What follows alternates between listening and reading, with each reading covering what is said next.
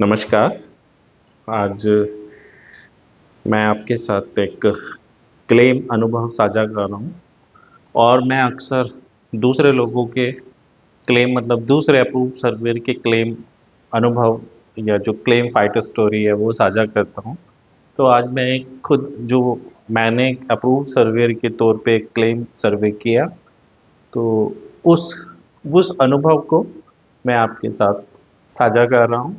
और इस क्लेम के विषय में मुझे बीमा कंपनी से फ़ोन आया था, तो मैं वहाँ से इसको शुरू करूँगा और फिर आपको क्लेम के बारे में बताऊँगा।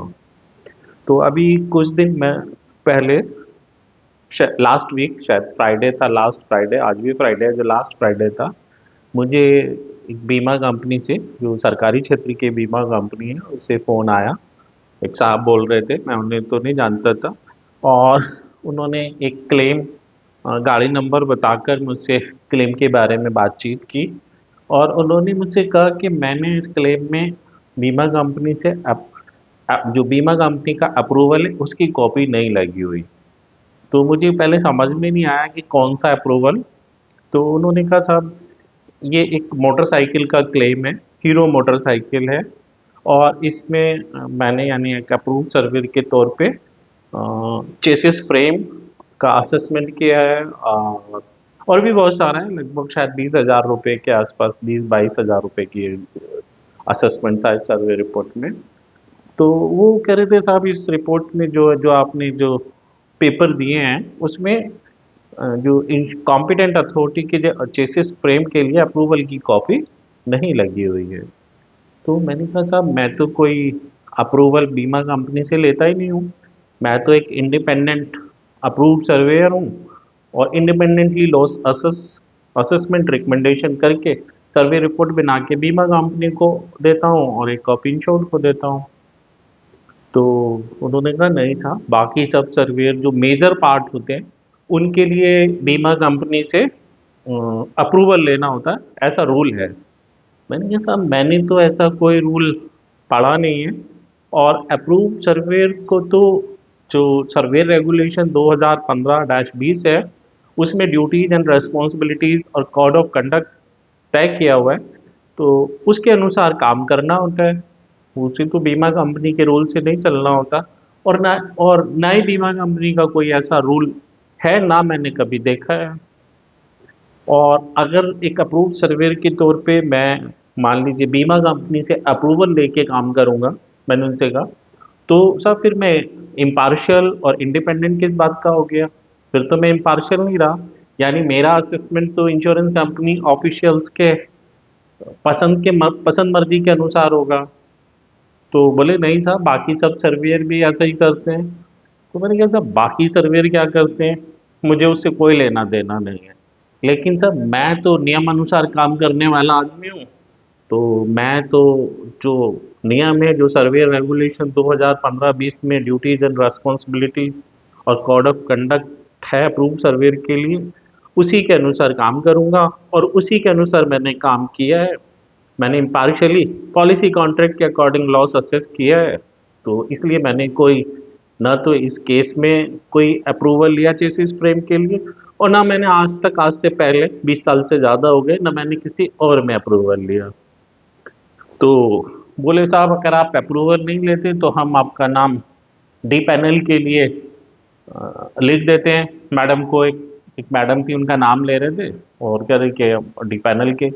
मैंने कहा, साहब आप बिल्कुल कर दीजिए, ये आपकी मर्जी है काम देना या ना देना, लेकिन मैं तो नियमानुसार ही काम करूँगा। और मैंने उनसे कहा, ये तो आप धमकी दे रहे हैं मुझको, ये तो एक थ्रेट थ्रेट हो गई मेरे लिए कि मैं आपकी मर्जी पसंद के अनुसार लॉस असेसमेंट नहीं करूँगा, आपसे पूछ कर नहीं करूँगा, आपसे अप्रूवल लेके नहीं करूँगा, तो आप मेरा नाम काट देंगे। बोले, नहीं नहीं, इसके लिए रूल है। मैंने कहा, साहब ऐसा कोई रूल नहीं है, और फिर भी आपको ठीक लगता है तो आप मुझे लिखिए, मैं उसका जवाब दूंगा। उसके बाद वो और ऐसी कुछ आर्गुमेंट करने लगी, बोले आपने इसमें सैलवेज के नाम पे भी डिडक्शन नहीं किया। तो मैंने कहा, साहब एक अप्रूव्ड सर्वेयर का काम पॉलिसी कॉन्ट्रैक्ट के अकॉर्डिंग लॉस असेसमेंट करना होता है, रिकमेंडेशन करनी होती है। पॉलिसी की कॉन्ट्रैक्ट में सालवेज डिडक्शन के लिए कहीं कोई टर्म्स एंड कंडीशन नहीं है कि इंश्योर्ड के क्लेम से काट दी जाए। इंश्योर्ड ने सैलवेज लेने को मना कर दिया, तो इसीलिए उसका कोई डिडक्शन नहीं किया जा सकता था। हाँ, बीमा कंपनी अपनी सैलवेज को ले सकती है, उसे बेच ले या जो भी करना हो वो कर ले। और मैंने क्या, आप शायद, आपने पता नहीं आप अवेयर हैं या नहीं हैं, तो आप 2024 में अभी master circular protection of policy holders 2024 आया, आप उसमें पढ़िए। उसमें क्लेम गाइडलाइंस में जो है मोटर बॉडी इंश्योरेंस क्लेम में लिखा हुआ है, के लिए लिखा हुआ है कि जो साल्वेज है, साल्वेज वैल्यू का डिडक्शन इंश्योर्ड के क्लेम से नहीं होगा। बीमा कंपनी अपनी साल्वेज को ले सकती है या खुद ही उसे डिस्पोज करे, ये इंश्योर्ड की जिम्मेदारी नहीं होगी।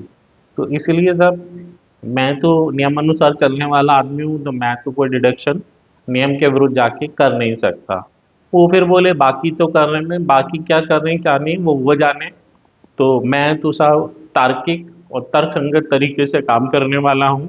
ये सच्चाई भी है, वैसे मैं तार्किक और तर्कसंगत तरीके से काम करता हूँ, मतलब जवाबदेही के साथ। कोई मुझसे पूछे, भले ही चाहे कोई पूछ रहा है या नहीं पूछ रहा, मैं हर क्लेम में मेरा मानना ये है कि अपनी जवाबदेही रखी कि मैं जो कर रहा हूँ, कल के दिन कोई मुझसे उसके बारे में सवाल पूछे तो मैं नियमानुसार उसके लिए जवाब दे सकूं। तो ये मेरी एक कार्यशैली की आदत है, तो ऐसे ही मैं करता हूँ। तो साहब ये साहब थोड़े नाराज हो गए, मैंने कहा साहब रही बात नाम काटने की तो, या डीपैनल करने की, वो आपकी मर्जी है, जब चाहे तब आप कर सकते हैं। खैर, वार्तालाप पूरा हो गया। तो ये जो इंश्योरेंस कंपनी, ये एक सरकारी क्षेत्र की कंपनी थी। और मतलब आज की तारीख में जो मोस्टली जो इंश्योरेंस कंपनीज हैं वो अप्रूव्ड सर्वेयर को अपना इंस्ट्रक्शन फॉलोअर्स समझती हैं, बजाय एक विशेषज्ञ, इंडिपेंडेंट, इम्पार्शियल, एक्सपीरियंस्ड एंटिटी समझने की जगह, मतलब वो उनको ऑर्डर दें और सर्वेयर उनको फॉलो करे। उनका मानना ये है कि हम, मैं सबके लिए नहीं कह रहा हूँ लेकिन बहुत सारों के लिए कह रहा हूँ, उनका मानना ये होता है कि हम इनको काम दे रहे हैं, इन पे एहसान कर रहे हैं। जबकि बीमा कंपनी अप्रूव सर्वेयर को काम दे के कोई एहसान नहीं कर रही है, ये बीमा कानून में है। और बीमा कानून में अप्रूव सर्वेयर की जो ज़रूरत है वो बीमा कानून में रखी गई है, ताकि जो ये इंश्योर्ड को उसका वाजिब बीमा क्लेम हक मिलने में मदद हो या मिल सके। इसलिए ये जो अप्रूव सर्वेयर प्रोफेशन को बीमा कानून में रखा गया। तो ये बीमा कंपनी को मुगालता रहता है कि साहब हम इन पे एहसान कर रहे हैं। भाई, हम तो एक प्रोफेशन देख के इस प्रोफेशन में आए हैं, अब हमारी क्वालिफिकेशन है और तब हमने लाइसेंस लिया, ये काम कर रहे हैं, किसी का हमें एहसान नहीं चाहिए, कोई रहमो। अ, हम जो, मैं जो काम कर रहा हूँ अपनी विशेषज्ञता, अपनी मेहनत जो भी है उससे कमा रहा हूँ, मुझे किसी का एहसान नहीं चाहिए। और मैंने लाइसेंस लिया है और बीमा कानून में एक अप्रूव सर्वेयर प्रोफेशन की आवश्यकता है, और इसलिए बीमा कंपनी की को अप्रूव सर्वेयर को अपॉइंट करना है, तो वो कोई आसान नहीं कर रहे। तो ये एक वजह है।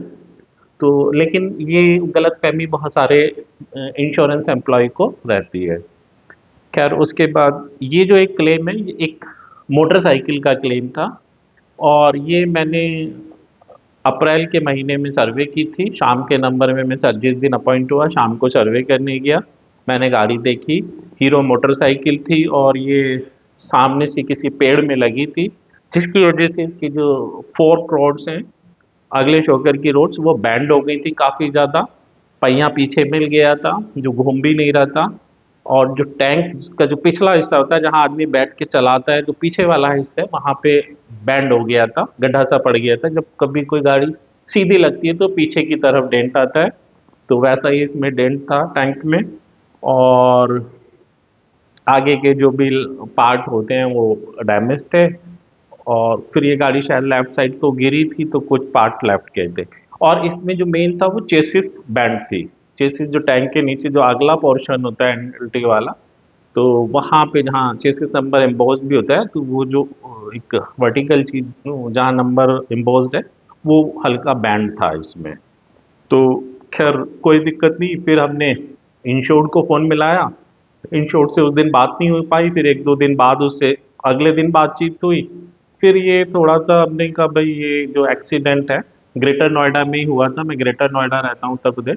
तो फिर ये जगह को देखा जा सकता था। मैंने उससे टाइम फिक्स करके हम दोनों दुर्घटना स्थल पे विजिट किया। मैंने उससे दुर्घटना को समझा, उसने मुझे दिखाया, वहाँ एक पेड़ था, उसमें निशान भी लगे हुए थे उस टक्कर के। और मैं ऐसे उसकी दुर्घटना जो उसने मुझे बताया उससे सेटिस्फाइड था। और उसके बाद फिर हम वर्कशॉप आए, जो असेसमेंट अप्रूवल है वो मैंने अपनी तरफ से कर दिया।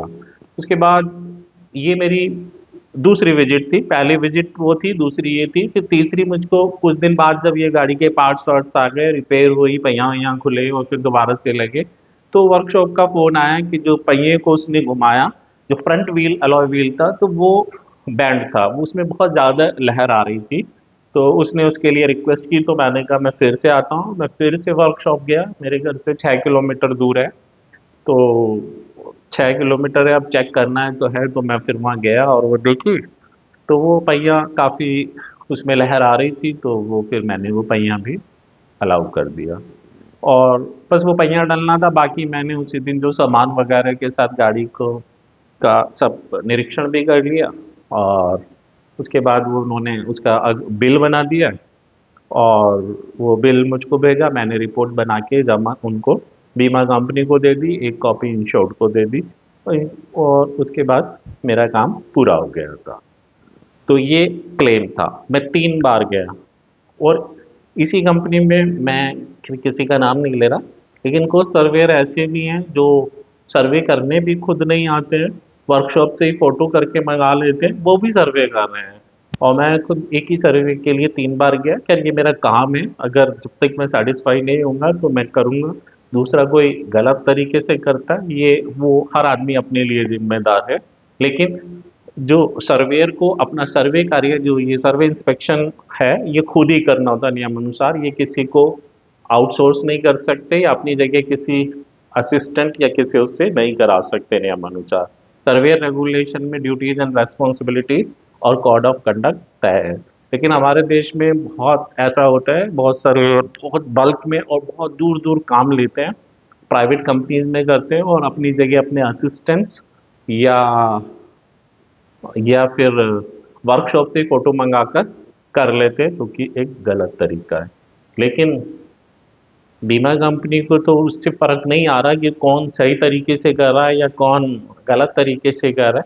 बीमा कंपनी को तो उन्होंने अपनी मर्ज़ी से कुछ नियम, कायदे, कानून बना लिए। अगर आप उनके ऑफ़िशियल्स की मर्ज़ी, पसंद के हिसाब से काम कर रहे हैं, तो सब कुछ ठीक है, और नहीं कर रहे तो फिर कुछ नहीं। खैर इसी दिन फिर मुझको बीमा कंपनी से एक मेल आई इन्हीं साहब की, और उसमें सीसी में कुछ और लोग भी थे। उस मेल में उन्होंने लिखा, साहब वो आपने चेसिस फ्रेम अलाउ की है जो इस फाइल के साथ नहीं लगी हुई, उसकी कॉम्पिटेंट अथॉरिटी से अप्रूवल की, तो वो कॉपी दीजिए। दूसरा, साहब इसमें जो टैंक है उसका डैमेज हमें नहीं दिखाई दे रहा, वो फ़ोटो दीजिए। तीसरा उन्होंने बोला कि जो ये फ्रंट अलॉय व्हील है उसमें डैमेज वो फ़ोटो में नहीं दिखाई दे रहा, तो वो फ़ोटो दीजिए। तो मैंने साहब इनको मेल पे, जो वहाँ डीजीएम साहब हैं, उनको उनको मेल में रखा, बाकी सीसी को रखा। मैंने पूरा इंसिडेंट लिखा, और मैंने कहा, साहब मैं एक इंडिपेंडेंट अप्रूव्ड सर्वेयर हूँ, और मैं बीमा कंपनी अप्रूव्ड सर्वेयर के काम में इंडिपेंडेंट हो या ना हो, अगर वो बीमा कंपनी का भी एम्प्लॉय है, तो भी उसके लॉस असेसमेंट और रिकमेंडेशन कार्य में इंटरफेयर नहीं कर सकती है। तो ये मैं अप्रूवल लेने की जो बात हो रही है, ये बहुत ही प्रिंसिपली गलत है, और मैं इससे सहमत भी नहीं हूँ, और ना मैं भविष्य में कभी लूँगा। ये आज मुझे काम डी पैनल या काम बंद करने के लिए कह रहे थे, तो साहब वो बीमा कंपनी का अधिकार क्षेत्र है, उन्हें ठीक लगता है तो वो मुझे काम दे, और अगर ठीक नहीं लगता तो ना दे। मैं एक अप्रूव्ड सर्वेयर के तौर पर सर्वे रेगुलेशन 2015-20 में जो ड्यूटीज एंड रेस्पॉन्सिबिलिटीज और कोड ऑफ कंडक्ट में जो नियम तय हैं, उन्हीं के अनुसार मैं सर्वे कार्य करूँगा, इम्पार्शियल तौर पे करूँगा। तो मैं कोई अप्रूवल नहीं लूँगा। और फिर मैंने उनको ये जो जो मांग की गई थी, मैंने कहा मैंने कोई कॉम्पिटेंट अथॉरिटी से ना अप्रूवल की मांग की, ना पहले आज से पहले कभी की, ना इस केस में की, ना भविष्य में करूँगा। तो मेरे पास कोई कॉपी नहीं है। दूसरी चीज़, मैंने कहा जो ये फ्रंट अलॉय व्हील है, ज़रूरी नहीं कि अलॉय व्हील ऐसा बैंड हो कि वो फ़ोटो में कैप्चर हो जाए। कुछ चीज़ें प्रैक्टिकली देखने पे पता चलती हैं। तो ये जो फ़ोटो, जब इस रिम को मैंने 3 विज़िट किए हैं, जब मैं तीसरे विज़िट में मैं इस गाड़ी को देखने गया, शुरू के 2 में ये रिम घूम नहीं रहा था। जब इसको घुमाया तो इसमें बहुत ज़्यादा वॉबलिंग थी, और ये बैंड था जो फ़ोटो में अगर स्पेसिफिकली कैप्चर करना चाहें तो वो फ़ोटो में नहीं आ रहा था। लेकिन फिर भी थोड़ा बहुत मैंने फ़ोटो लिए थे, वो उनको शेयर किया।